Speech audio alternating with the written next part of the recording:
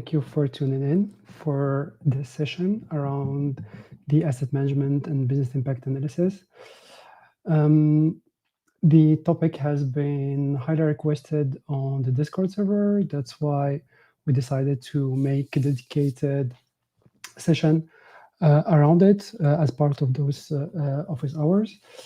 We're expected to go over about like 30 or 40 minutes, covering some key concepts, theoretically speaking, just to get a good foundation about what we're dealing with here. And then we will dive into the actual implementation on CISO Assistant and how we manage to do asset management as well as business impact analysis. Checking that everything is fine, then moving the screen. All right, let's go. So before we dive in, maybe there's some definitions that are going to be useful just to remind everyone of. And I always like to start with the why. Why are we even dealing with asset management in CISO Assistant? And essentially, it's around this simple idea of capturing everything in a single place and making sure that we have a single source of truth for everything we're doing. And this is part of the whole design and vision of the product. And by bringing that, we can leverage actually the asset to any relevant concept on the application. That could be maybe a risk management, could be BIA, could be compliance, could be so many things.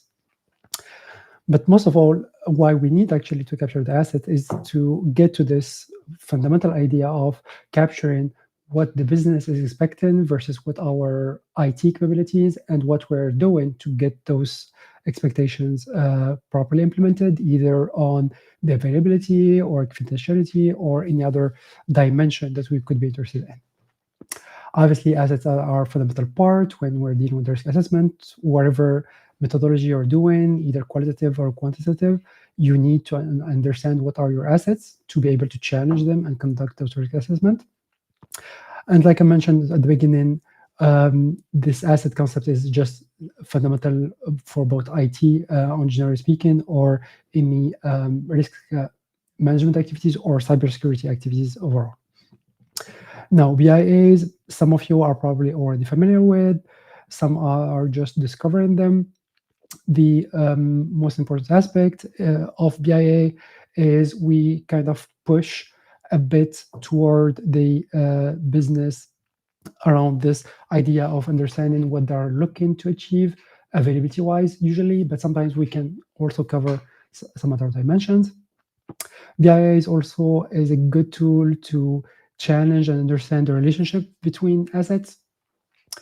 And during BIA and as part of BIA, we also assess and capture some key metrics around maybe testing, maybe some key information on the assets and so on. But at the end of the day, BIA, even if it's a very underrated concept, is just fundamental for your communication, to understand the relationship between businesses and the functions, but also to prioritize maybe some actions specifically around resiliency, some actions around backups, some actions around maybe decoupling, and so on and so on. So in a nutshell, you need to have proper asset management, whatever cybersecurity activity you're doing, and BIA is a great way to structure the resiliency part regarding those assets. As usual, feel free to drop your comments or questions on the chat, and I keep an eye on the window next to it. So maybe I can take small breaks whenever it's relevant, just to answer some of them. Right, now that we kind of start with the definition, the most important definition, and maybe the hardest in some cases, is what asset even mean, right? So there's a lot of good materials out there. I always like to bring it back to this very straightforward and simple definition, which is anything that has value to the organization. Of course, value can mean so many things and highly subjective, naturally, but this is the whole concept of identifying assets and listing them and challenging them and actually filtering them to make sure that actually we are all on the same page organization-wise. So whenever we're dealing with this, we also have those biases, right? Specifically where people actually have a technical background. Whenever we hear asset, we automatically think about some technical components or a specific application or something very narrow and very filtered. Maybe it could be a VM, could be a cluster, could be so many things. And we miss a core idea is that an asset is anything that could bring value and could be so many things, even intangible ones. When you do a quick search, it could even bring you back to the data per se. It could be an IP, could be IP as in intellectual property or as an IP address, could be physical assets as in buildings or servers and so on, could be your colleagues, could be the workforce, since human assets are also assets of the organizations, or like I said, could be just intangible ones as in reputation, maybe brand, maybe the trust that you are building with your customers, and so on. So whenever you're trying to capture those um, concepts, try to think big and be as generic as possible. Now, with this, there are multiple layers and there are a lot of specialized solutions around asset management. CMDBs are the family of all those solutions overall. Within CISO Assistant, we focused on 3 layers of metadata that we want to capture around the assets, starting with the concept of class. Basically, the class is just a way of building those categorizations to help you structure them with something closer to a directory or something close to typical inventory, so to speak. On this, we have some good materials. Some of them are a bit fragmented, but the core 2 ones that we're aware of are either from the CIS, they capturing the idea of a basic structure around those assets. Let me maybe pull an example here. Yeah, there we go. If you're not familiar with this document, I highly recommend it. This is the Guide to Asset Classes by the CIS. And essentially, there's this idea of a simple directory or inventory that can capture those core components. Keep in mind that this is not comprehensive, so there could be some layers that are not covered there yet, but it's a good start just to make sure that you're covering the essential families, so to speak. On the other hand, there's the TOGAF, which is more designed around the enterprise architecture. And the quick way to remember that is the BDAT, Business Data Application Technology. It's another approach of just structuring and making sure that you're thinking about the core component of whatever system you're dealing with. For CISO Assistant, we went with the CIS classes and with some few extensions just to make sure that people actually have those references that they are familiar with. Then the second concept that we added on assets is around type. And for the type, since the initial motivation was driven by a risk management, we went with this basic relationships that are primary and supporting. And I'm emphasizing the fact that this is just one type of relationship. In the grand scheme of things, assets are just nodes in a big graph. And within those graph, edges could have so many layers, it could have so many relationships. But for the sake of simplicity and for the sake of consistency with the habits that people built around asset management, those concepts of primary and supporting are quite fundamental for them.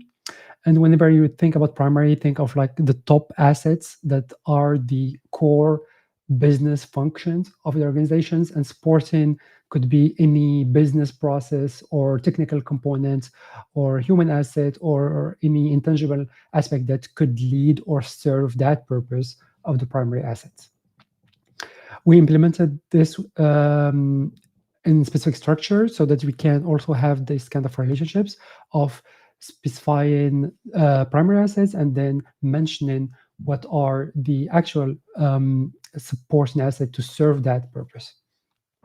And the last layer that we added on asset management is essentially around those attributes. There are attributes around security. Think of them again as categorizations of some specific tags. Some organization already have those kind of concept for data classifications, where you do like C1 to C3 or C4, depending on what scale that you're using.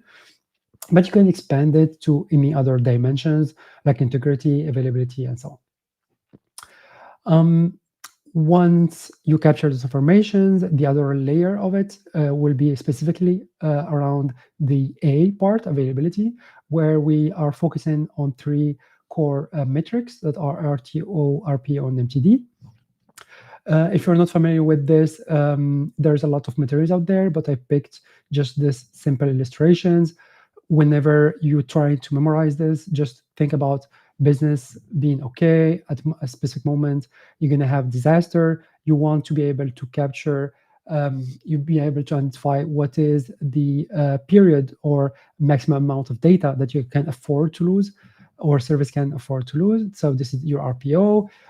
Then what is the maximum amount of time before recovering, meaning that even in degraded mode, this is going to be your RTO.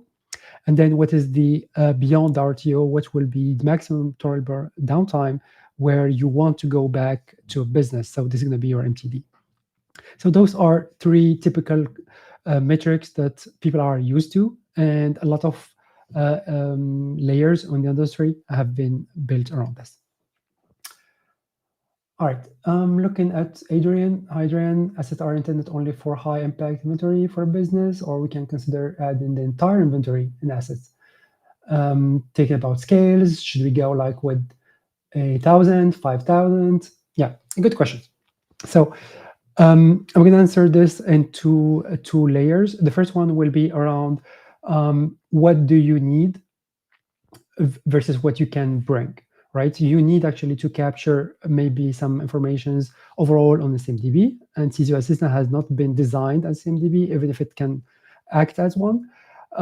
You probably want to capture all your inventory coming from a cloud subscription, coming from a full data center, or even down to the VM, or even down to the component on the VM.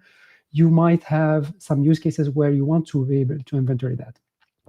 Now, why I'm making this distinction is that whenever you're bringing those concepts to CISO Assistant, you need to think about the outcome or the expected outcome that you want to build around that, right? So it could be something around risk management on which you probably don't need to bring everything down to the core components. Maybe sometimes just high-level ones are sufficient to get you started with risk assessment, but in other cases, you want to drill down to be able to capture specific ones because they're going to be useful, maybe to highlight a vulnerability that could be useful for a specific risk scenario, or you want to maybe to capture specific components that is useful for a compliance review because you want to check the hardening of that system.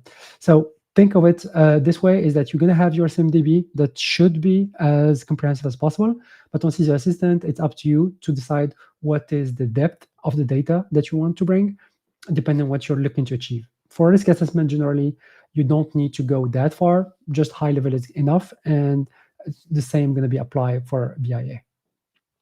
Let me know in the chat if this is what you had in mind or you want to go over this one. Right, so as I was saying, there's those attributes where you want to capture around the RTO, RPO, and MTD. And the relationship between the primary and supporting is actually quite useful for us because we designed it around this idea of alignment between the two. I believe that in one of the standards, I'm going to get back to it in a moment, it's in the 2022 X series in the ISO, and there's a 27 series as well, where you need actually to make sure that both are aligned between what the business is expecting and what are your technical capabilities.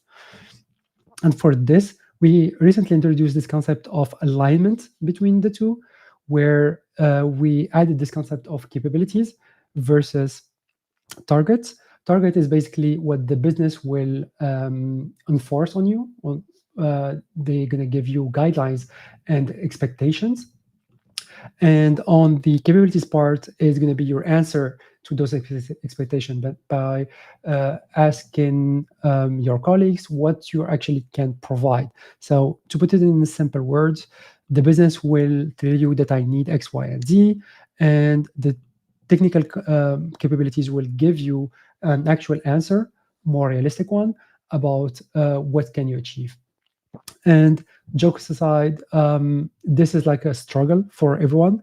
Whenever you're asking business, specifically about availability, you're going to end up with those very broad answers, right? Around availability, I want like 100% availability, or I want like 4 nines or 5 nines, and even sometimes even more exotic as an answer.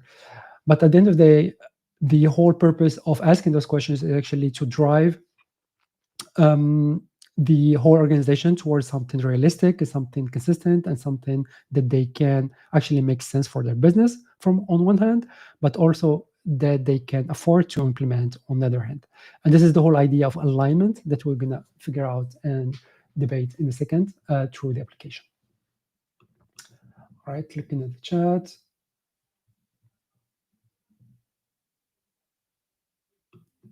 All right, great. Thank you. Okay, continuing in this case. So when we move now to BIAs, BIAs essentially will consist of just capturing all those assets once they are identified.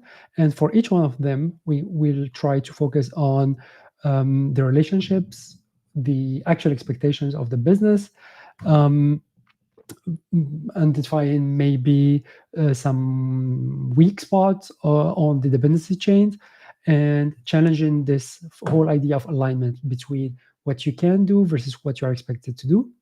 And based on all those discussions, you will have to conduct essentially two activities. One is start implementing capabilities around high availability, maybe around the backups, around all the expectations that will be out of the BIA. But also on the other hand, it's going to be about your run operations, where you want to test and continuously test all those capabilities. So there's going to be a build phase where you're going to establish your resiliency foundations, and then you're going to be a run phase where you're going to challenge those foundations. And the whole design of CISO Assistant is to help you capture the assets and then move to the BIA. Right. I think I'm going to keep this one a bit down the road when we're going to start implementing things. So let's move to the applications, and each time I could go back to the whiteboard just to make sure that we can illustrate a few things here. All right. All right. I switched the screen. Perfect. So when you're in the app, notice that on the asset management, you have those two sections together. And the first one to be interested in is the asset part. For the assets, there are so many ways that you can import assets. The typical ones will be around the manual input, where you will capture the assets, their classes, like we mentioned earlier, the domains that they're going to be living in, or even the layers that we mentioned around the targets and the objectives. Notice that whenever you flip between primary and sporting, there are some menus that appear in Zapier. And recently we added this capability where you can automatically, whenever you're declaring primary assets, start capturing sporting asset as you go. And notice also this important difference between the primary and sporting one is that on primary, I'm looking at targets and objectives. And when switching to sporting, I'm going to be looking at capabilities. Again, just for the sake of providing something consistent around this idea of business asking you for something and you're answering by giving you your actual capabilities, and both need to be aligned at some point. So whenever you start inputting them, you could just start by the critical informations. I have my asset here, and I just drop in it in the domain, and this is like a primary one, and that's it. Notice that I already have some samples here, and that's essentially how you're gonna build it.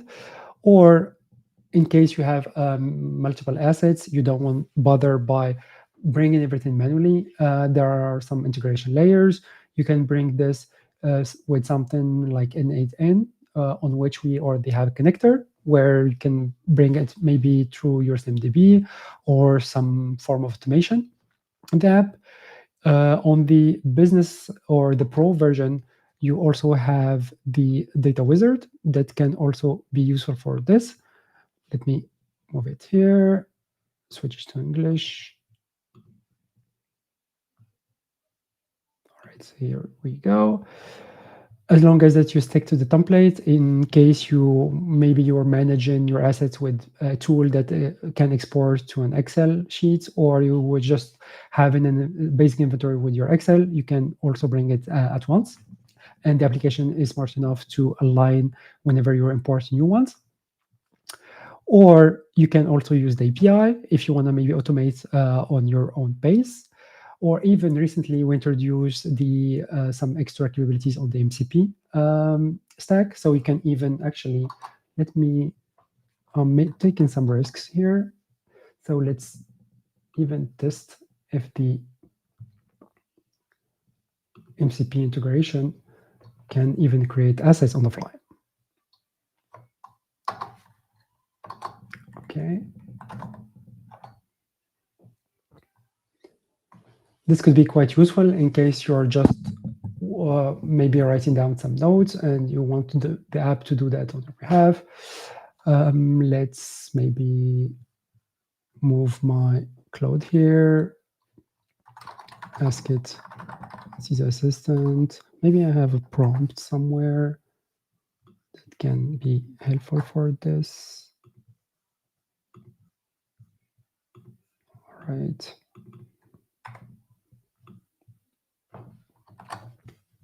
Okay, great. I still have a prompt, so we can get some momentum here. So I'm going to ask it just to create a domain, and within that domain, I wanted to already like pre-fill some assets on my behalf. So again, this is quite new, so maybe it will break, but at least it's going to be a cool stuff to showcase, where even the hierarchy can be parsed by the application and automatically bring whatever design that you could think of, and even can help you capture maybe some critical assets automatically as you're going to be chatting with your chat engine.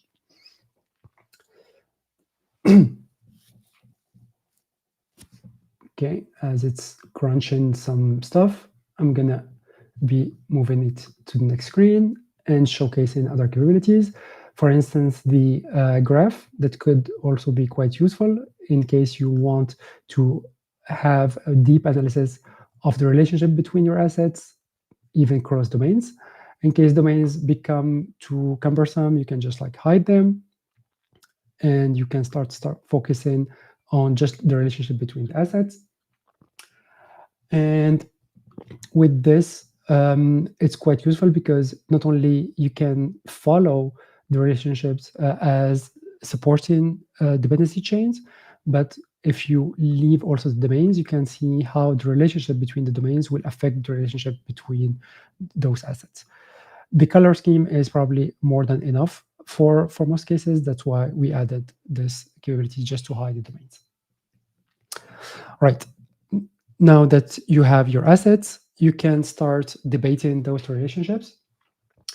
And we can definitely just stick to a simple diagram like this one, where we will start inputting on the primary assets. Let's say that this e-commerce platform is my main component. I can enable the dimensions or the attribute that I'm more focused on. And for this one, I can just like have the confidentiality, availability, and all the scale is also manageable. In case you want to have your own convention, you can just like drop it here, settings, assets, and you can change the scale to accommodate whatever convention that you have on your side. Once we input those targets, notice that I have a bunch of supporting assets that are associated to this one. And on the supporting asset, which is this authentication system, let me check it here. Notice that the security targets, I didn't actually input anything, right? It just inferred automatically those objectives, because on the supporting asset, I don't get to input the objectives. I just tell the system what are my capabilities. That's why we kind of have dynamically switched those options, where we're gonna maybe answer here. I can on conversation do 2, on availability do 2, or something like this. Yeah, let's go. And that's just great, because as soon as I start doing this, notice that the app already starts complaining about you have already an issue, because on confidentiality you inherited those constraints from the upper level, and on those two you actually already in an alignment issue. So the application is already starting building those information on my behalf. And if I'm feeding it more information, maybe about security capabilities, this time about the integrity, I can say maybe I can get at level 4. And notice that here, way better. So as you go down the road and start capturing those information about security targets and the recovery indicators, the application can just get you the delta, and you can compare the two. Of course, the question now will be, what will be the source of this information? And this is where the BIA will be useful. This is where you will start capturing those recovery indicators and indicate what are your actual capabilities and challenge that. Okay. All right. Check-in, Ned. I guess will be available online later. I guess, Ned, you're talking about the replay? Yes, they're going to be a replay. Do you have a way to explain different level in CISO Assistant for each part? CID? I'm guessing as if you want to describe what a 1, 2, 3, 4 could mean. As for the moment, no, but we have some ideas to. Dennis is asking this question. We will have some capabilities to have your annotation to explain what the scale means for your own organization. Obviously, each organization have their own definitions and their interpretation, and we will just add it on the settings as possible annotations. All right. Perfect.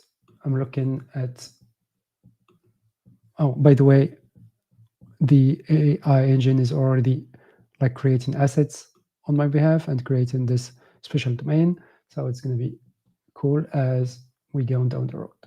Yeah. See, it's still working on creating those assets.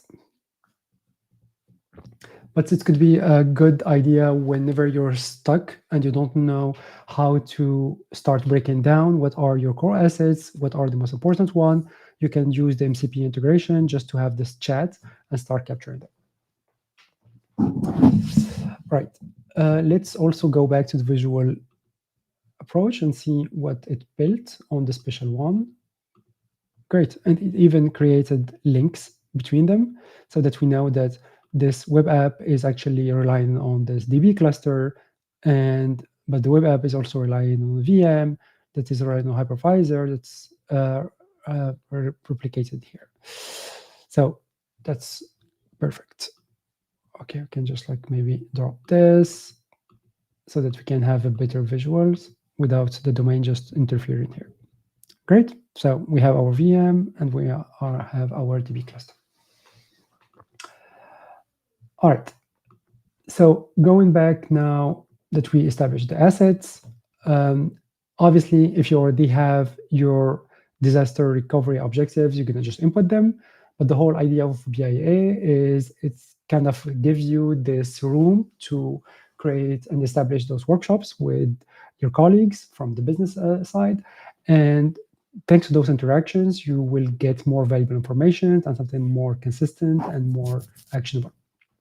So how it works on CISO Assistant is that whenever you start in a BIA, it follows the same patterns that we have on the risk assessment, because in a way, a BIA is just a lightweight risk assessment that is focused on one dimension, that is the availability, but you can think of it as a pre-risk assessment that will help you better frame whatever risk analysis that you will be conducting later on. So you just need the name, the perimeters on which you're conducting those BIA, and maybe something that is quite different for people who are not used to do this on the application is the fact that we're requesting a risk matrix. Why we're doing this is just for the sake of consistency on the impact scale, because on BIA, you will be ending up with some deliverables, and on those documents, you will communicate on some impacts. And since most people actually using qualitative impact, it's going to be useful just to stick to the same convention. That's why we are requesting people actually to select one risk metric so that we can extract and align with it.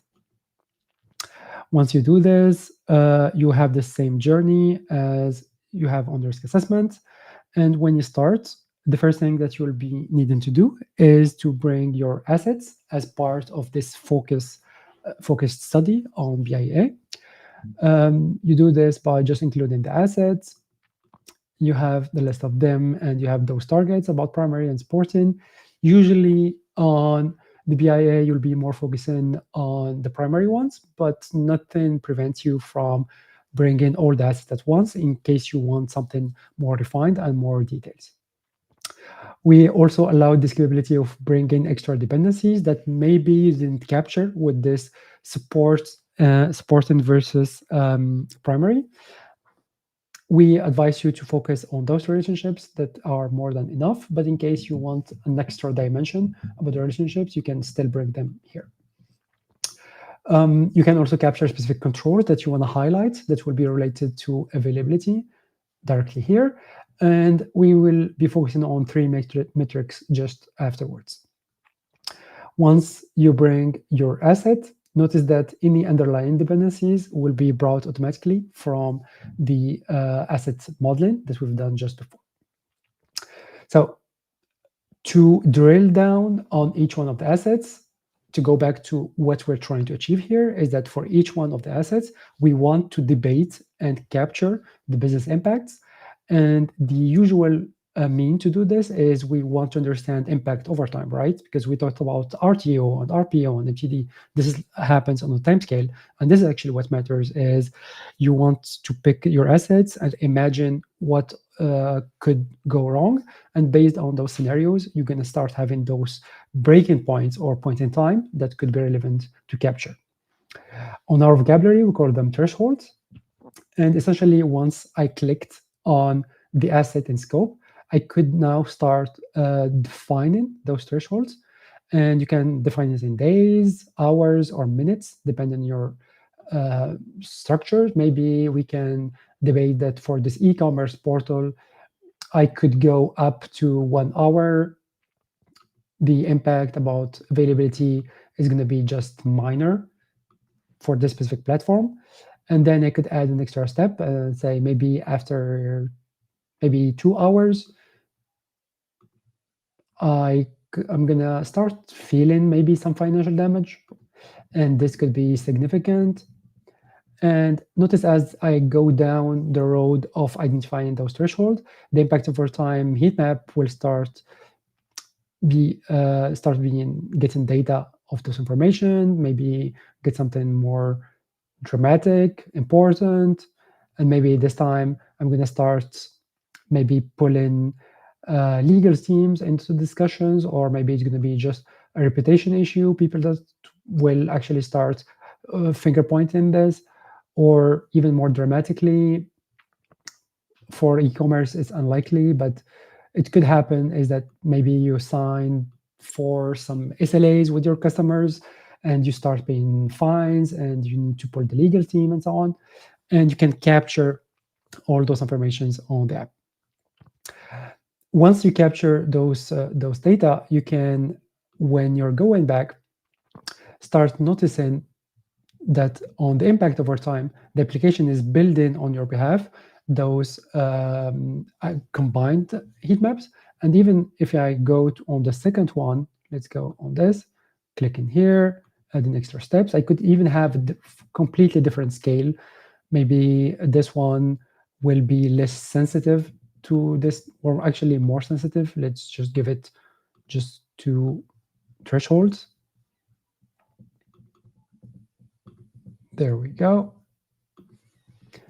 And the app will be able to align everything whenever I'm looking at the impact over time and bringing me back to those key point in time. Now, based on this information, I can start like debating the information with my colleagues, and usually you will have some pushback around that everything is critical from T0, and this is where you will start getting some arguments about whether it's actually true or not, and what will be their if they have such expectation, what will be their kind of budget to achieve that, what are their capabilities. And this is where the discussion becomes very interesting, where you kind of challenge expectations versus reality, and you get the by getting to the bottom of this, you start feeling the cracks on their logics, and just like finding that there are better maybe compromises that you can achieve there. At the end of the day, one of the most important deliverables here will be this idea about like the impact over time. Of course, it doesn't stop here. You can even drill down on each one of the items and focus on some metrics about the BCP or DRP. We selected 3 of them that have been more requested by the community. And those 3 are essentially around the key information that you need is that have you documented your recovery procedures? Have you tested them? And have you met actually your targets? So by checking just and focusing all your effort on those 3, they could drive all the most important information. Of course, you can go a bit down the road. We will have like more custom metrics, but for the sake of clarity and simplicity, we just focus our intention on those 3 critical informations. Once you capture them, you see that analytics are being updated on your behalf. But even further is that on each one of the assets, you can still go back and analyze the dependencies chains. And you can even notice there are some warnings where you see that you have some objectives chains that are broken between those 2 systems. So let's drill down a bit on this asset. All right, perfect. So the e-commerce asset has a sports asset, which is the authentication system. And indeed, we can see that between what the asset is requesting and between what the chain is providing, we have an issue on availability. So maybe we need something that can improve this. It looks like this authentication system, I made a mistake around the availability. So let me go here and improve my availability capability to see if it's going to be better. There we go. So yeah, now we're good on the availability, but still on confidentiality, we're still broken. And on this one, whenever I'm looking at my asset, I can see into the details that the capability that is broken is 2, and this is coming from, well, the capability is coming actually from my asset. It's here, so I just need to increase it for everything to be fine. Of course, it's easier said than done, but this is the kind of challenges and discussions that you will be facing whenever you're challenging, again, expectation versus reality. Once I finish this, I see that everything is aligned. And when I go into business impact analysis, I see that my e-commerce platform actually doesn't complain about anything anymore, and everything will be just great. And all right, objectives are met.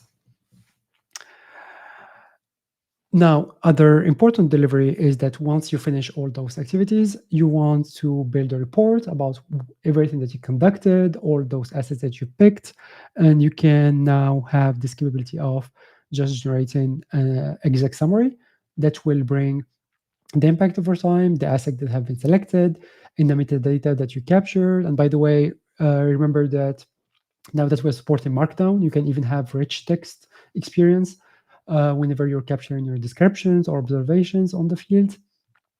You have the key metrics here and the summary of objective versus capabilities. And this is what we're going to serve you to establish this action plan on which you could now go back to each one of the requirements the assets and start maybe picking some specific controls. Oh, for this one, we need to improve maybe the backup policy. Or for this one, let's go here. Maybe I want to implement immutable backups and so on. And all those items could be captured automatically on your exec summary once they're mentioned on those assets. So in a nutshell, this is what we released recently, is those whole capabilities of being able to capture the expectations versus the capabilities and challenging them and even finding those weak spots on your dependency chains just to highlight them so that it can not only you're inputting data, but the application is also working on our behalf and finding those spots where you have weaknesses. Maybe there's a power feature that could interest some of you. Let's go with maybe some advanced cases where, let's say that I'm going to have an asset primary A, put in everything here. Then you're going to have a B. All right, and this one will be a sporting and it's sporting A. All right, and let's have a C. And again, this is here, sporting, and if I'm keeping my chain, this is going to be sporting B. So what I'm expecting is that A, B, and C will just bring me a basic chain. All right.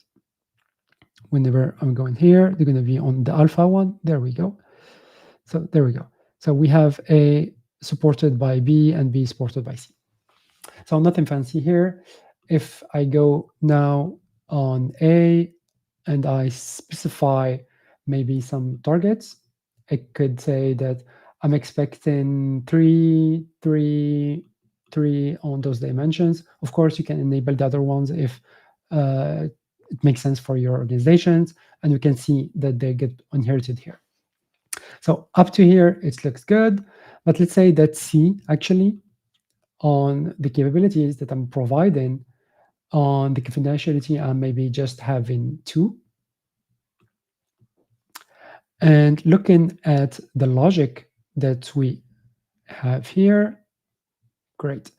So if I'm looking at A, I see that the capability that got inherited is 2 because this is the worst case scenario.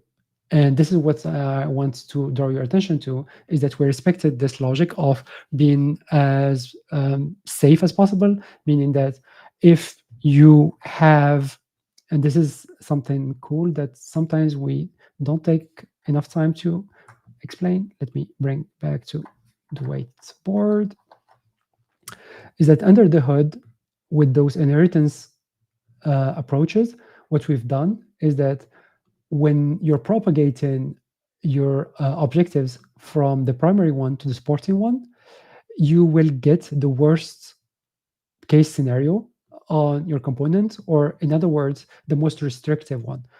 As if in this one is requiring maybe C4 and this one's requiring C3, you will get C4 on the chain because you are expected to honor the most restrictive one so that the less restrictive just get advantage of it.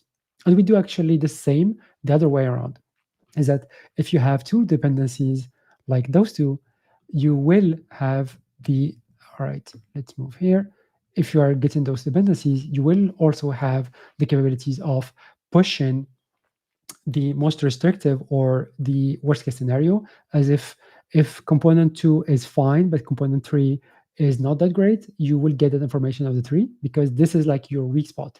And this is what I was showing here, is that for component B, even if it has confidentiality 4, and we are looking at the component A, we see that it got 2 because it's getting the worst case scenario out of the chain. Now, in some cases, this is not going to be not going to be always the case. Let's say that in your system, this B component, if I'm clicking on B, let's say that B is actually an encryption engine. Meaning what? Meaning that for those advanced cases that we want to capture, it's not only going to be able to boost my confidentiality level, but it can also override all the properties of the children. So if you do this, you can even get smarter graph where the app actually, notice what it did, it actually limited the system up to the highest level. So thanks to this overriding approach, you can even go down the road of advanced modeling. Again, you don't need it from day one, but keep in mind that even if you have those convoluted cases, you can still figure it out thanks to this capability. So in a summary, if we're trying just to focus on the core components, what you need to do is essentially just capturing the relationships thanks to the supporting primary assets. You will get automatically on the inheritance the most restrictive and the safest combination, either upstream or downstream. Downstream means that if you have two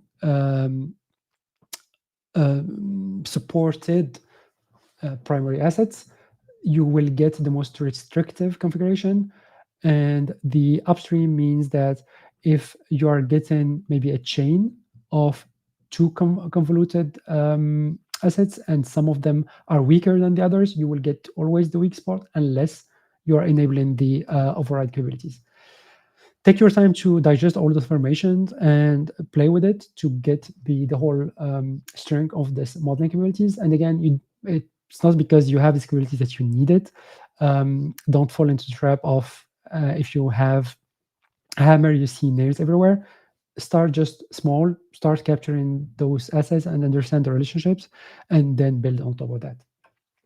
The other takeaway was regarding the BIA that allows you to understand and deep dive in those thresholds and capture those informations, capture the key metrics that you want. And at the end of the day, it can also help you build those key deliveries and key informations for your exec report so that you can focus on what matters, which is driving your actions and start implementing them.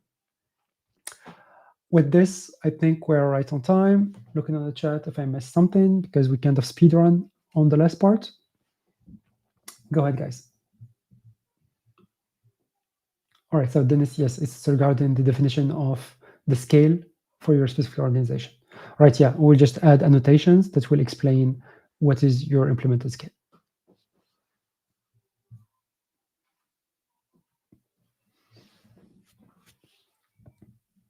All right, there's going to be a small latency.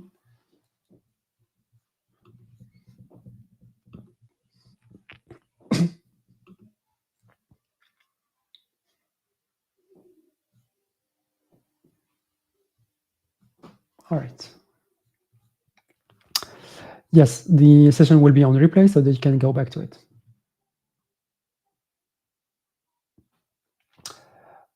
Adrian is asking, where can I find the MCP integration? How integrated cloud?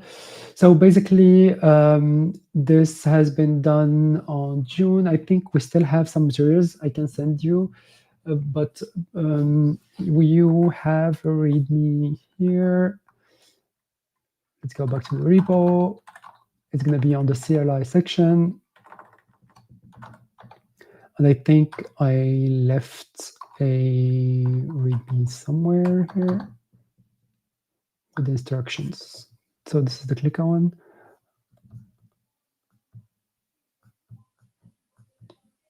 We didn't come, I think we combined them.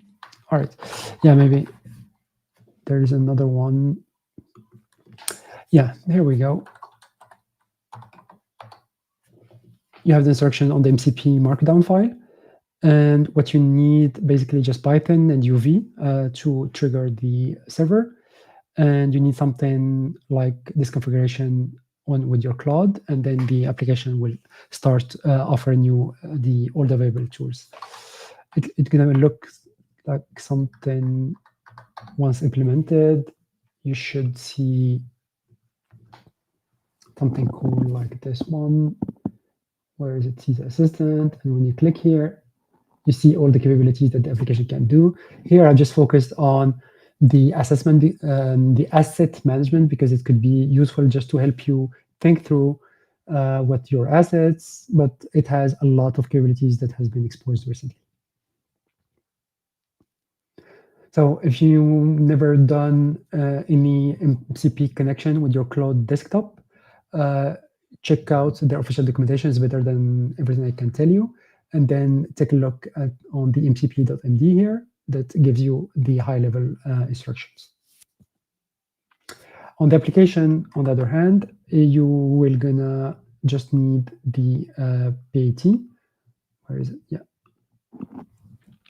And to generate the PAT, again, there are instructions for this. You just go here to the section, settings, and you can create a token that will allow you to communicate with the API. Keep in mind that your PAT will inherit your permissions on the platform.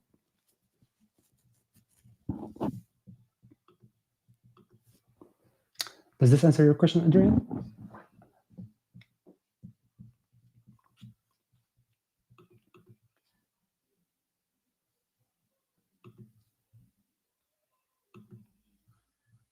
Great. Okay, so I think we're good. On just one information is that on the this week we're gonna also have another special session, this time in French. This Thursday, tune in to, maybe since the MCP, it's been a while that we didn't talked about it, so maybe we can focus more on the integrations around N8N for those of you who wants more like no-code approach, MCP for just chatting, maybe Power BIs for extracting your data. Maybe we will drive or steer the presentation toward that. It's going to be in French this Thursday. All right, guys. Thank you for tuning in. As usual, you have the GitHub repo. Feel free to give your feedbacks on Discord server as well. Keep voting and driving the development and keep spreading the word. Thank you and have a good one.